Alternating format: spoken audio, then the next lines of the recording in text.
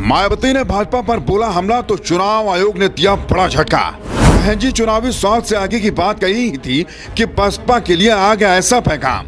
माया के स्टार प्रचारकों को आयोग ने नकारा तोड़ खड़े हुए कई सवाल। क्यों अब बहन जी इस चुनाव में नहीं कर पाएंगी पार्टी का प्रचार? कहीं भाजपा से दुश्मनी भारी तो नहीं पड़ेगी?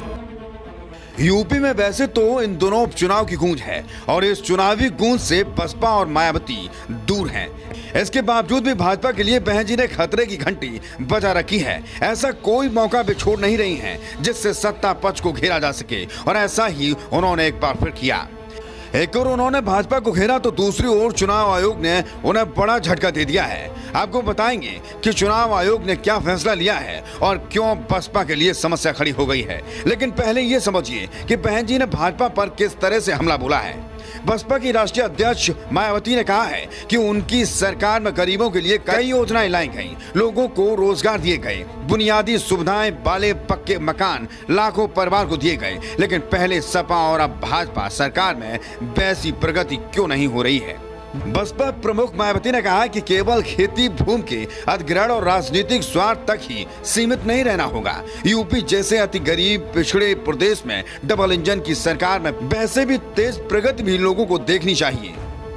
बहुजन समाज पार्टी की राष्ट्रीय अध्यक्ष व पूर्व मुख्यमंत्री मायावती ने कहा कि बसपा की हुकूमत में जो खास काम किया गया वह अपने बलबूते पर किया गया। यमुना एक्सप्रेसवे के साथ गंगा एक्सप्रेसवे जेवर एयरपोर्ट तक बन जाता अगर केंद्र में बैठी कांग्रेस सरकार ने हमारा सहयोग किया होता। मायावती की इन बातों ने सत्ता के साथ सपा को सोचने पर मजबूर कर दिया है कि आखिर बहन जी जैसा शासन हम क्यों नहीं चला पाए या चला पा रहे हैं। लेकिन इस बीच एक और बड़ी खबर सामने आई है। दिल्ली नगर निगम चुनाव में मायावती स्टार प्रचारक के तौर पर प्रचार नहीं कर पाएंगी। राज्य चुनाव आयोग ने बसपा की स्टार प्रचारकों की सूची को मंजूरी नहीं दी है। अगर वह प्रचार करने गई तो उसका सारा खर्च प्रत्याशी के खर्च के खाते में जोड़ दिया जाएगा।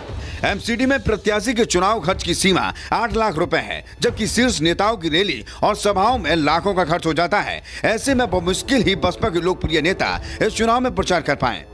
नियमानुसार स्टार प्रचारक की सभा का खर्च पार्टी के खर्चे में जुड़ता है और नेता का खर्चा प्रत्याशी के खर्चे के खाते में जुड़ता है। आपको बता दें कि दिल्ली में बसपा 138 सीटों पर चुनाव लड़ रही है। पार्टी ने मायावती समेत 40 नेताओं को स्टार प्रचारक बनाया था और इसकी सूची चुनाव आयोग को दी थी, लेकिन समय सीमा के बाद इसे उपलब्ध कराने का हवाला देकर आयोग ने उसे मंजूर नहीं किया।